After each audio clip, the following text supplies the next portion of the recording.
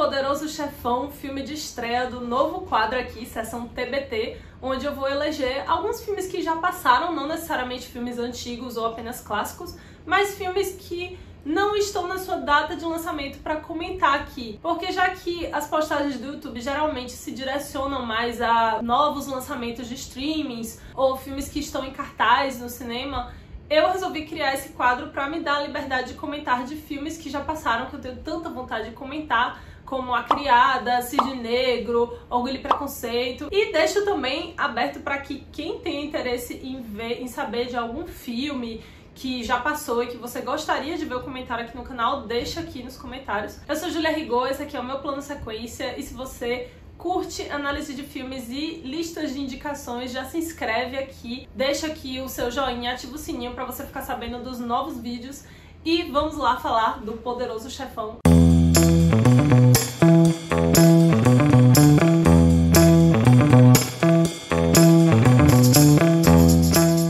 O Poderoso Chefão é um dos primeiros filmes do grande diretor Francis Ford Coppola e é baseado no livro de mesmo nome do Mario Puzo. Ele conta a história de uma família mafiosa que luta para estabelecer sua supremacia nos Estados Unidos após a Segunda Guerra Mundial. Então, após uma tentativa de assassinato do chefão Vito Corleone, que é o patriarca da família, nós observamos a mudança da dinâmica familiar e de negócios a partir deste novo atentado.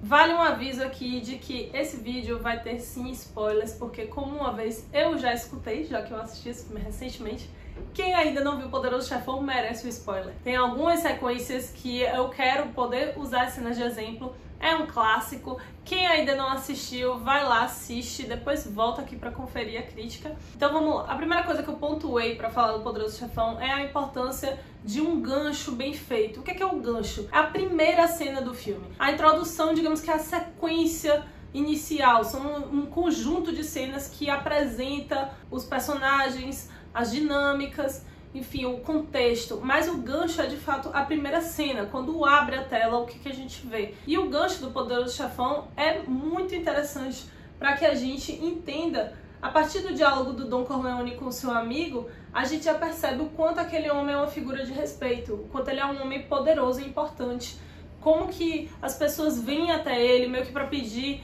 a ajuda dele para alguma coisa, ou de certa forma obter o reconhecimento dele, porque ele é um homem reconhecido entre autoridades. Ainda que seja um chefe mafioso, ele tem o reconhecimento de grandes autoridades do governo. Então, além de um bom diálogo, a resposta que o Don Corleone dá, que na verdade é um grande fora no cara, assim, com uma tranquilidade, com todo um controle, para poder explicar pro cara que ele não tá aceitando aquela proposta daquela forma, que não é daquele jeito que deve se chegar até ele. Então você já vê ali a postura e uma certa pompa do personagem, até porque tem um artefato nessa cena que chama muita atenção, não tem como, que é o gato que tá no colo dele, e aquilo ali vale dizer que o Marlon Brando, ele foi um improviso do ator, porque aquele gato tava lá no set, e aí ele colocou o gato no colo e começou a brincar com o gato, a alisar enquanto tava encarnado lá no personagem. Então, você vê ali o quanto ele tava à vontade com o seu personagem, que acredita que era uma coisa que o seu personagem faria. Então a cena dele dando o fora no cara enquanto alisa o gato, assim, como se estivesse meio que sem dar muita atenção pra todo o drama familiar que o cara tava vivendo. Deu uma incrementada, assim, no tom de superioridade com que ele tá falando com o cara. Então ali já é suficiente pra você ver um pouco da personalidade do protagonista. E o que o cara tava querendo era que ele assassinasse os caras, só que ele já mostra também um senso de justiça ali, tipo, não, mas a vítima tá viva, então você não tá sendo justo. Então você já vê ali que ele tem alguma moral própria ao personagem, ele tem o que ele considera justo. E esse vínculo criado entre o Don Corleone e o público, digamos assim, é muito importante, porque a gente precisa sentir a queda quando ele sofre o atentado. É preciso entender por que aquele homem é tão importante para a dinâmica da família e não apenas dos negócios. Por que ele mobiliza tanta gente e por que o filho, que era o menos identificado com toda aquela situação dos negócios da família, que é o Michael, interpretado pelo Al Pacino, porque que ele deixa toda a vida que ele levava para poder cuidar do pai, dos negócios do pai.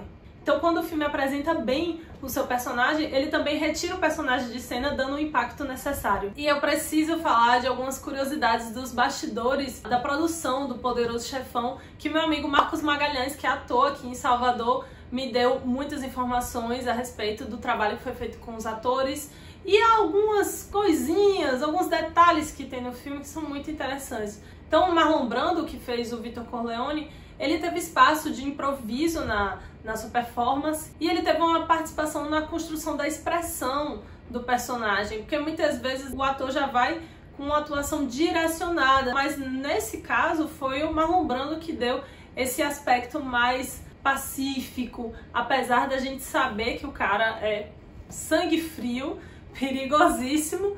Ele é um cara que ele tá no poder, ele é um cara controlado, então é um personagem que fala baixo, que sempre tem a palavra final e teve uma dedicação corporal, né, no papel. Ele atuou com uma espécie de prótese dentro da boca, assim, que deixava o queixo dele mais robusto para dar aquele ar mais de vilão, menos galã e mais vilão. E a identidade que ele criou pro personagem mostra esse homem que ao mesmo tempo é perigoso, mas que é um homem de princípios, que tem os seus valores próprios. Ele tem a sua moral, o que ele considera certo e errado dentro do contexto.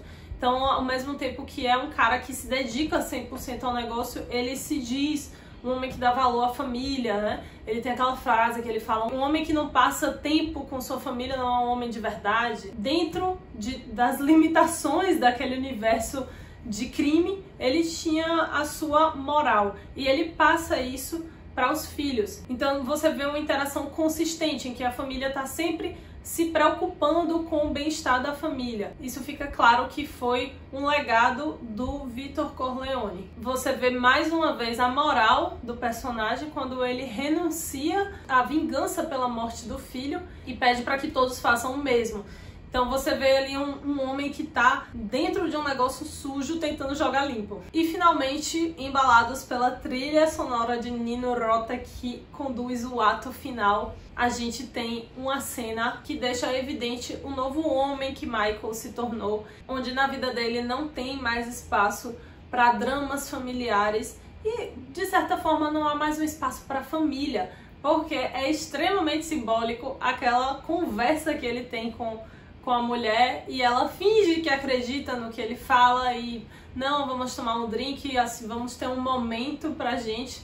E quando ela sai pra pegar o drink, ela vê de lá numa distância que parece até alongada o corredor, ela vê os homens chegando pra cumprimentá-lo como o novo Don Corleone. Então ela entende ali o quanto ele já tá distante e que a vida dele agora é aquela e uma vida que não tem espaço para ela. É muito bom quando o filme termina num ponto alto. Hoje em dia tem muitos finais abertos que também tem o seu valor, mas quando tem um final assim que é um final, sabe? É diferente. Então me fala aí o que vocês acharam desse novo quadro da Sessão TBT e fiquem de olho que a próxima tudo indica que vai ser sobre Orgulho e Preconceito. Então quem já é fã, fica de olho aí. É isso, pessoal, até a próxima.